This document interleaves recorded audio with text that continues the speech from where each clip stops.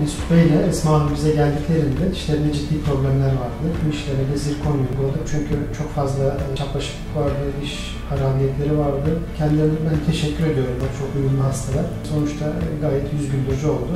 Bir de kendilerinden neler düşünüyorlar, düşüncelerini alalım. قبل از اینکه بهتری رو پیدا کنم خیلی زیاد سرچ کردم توی اینترنت حقیقتا. حتی مراجعاتی هم داشتم. من شاید از اکثر خدمات این مرکز استفاده کردم. برای هر کاری متخصص جداگونه‌ای داشتم.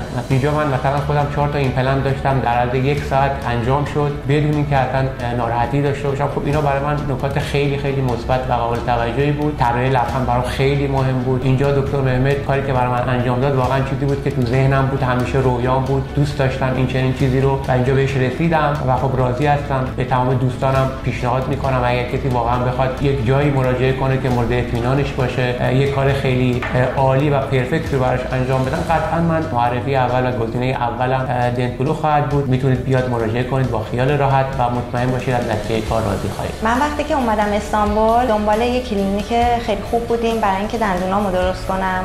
من خیلی از عصب‌کشی و از ایمپلنت و اینا میترسیدم، ولی واقعا دکترای خیلی حرفه‌ای این کارو انجام دادن اینجا. زیر نظر دکتر مهمت بودش که واقعا خیلی عالی این کارو انجام دادن و نتیجه کارم واقعا برام خیلی مهم بود و خیلی هم الان نتیجه کار عالیه و واقعا خیلی ازشون ممنونم.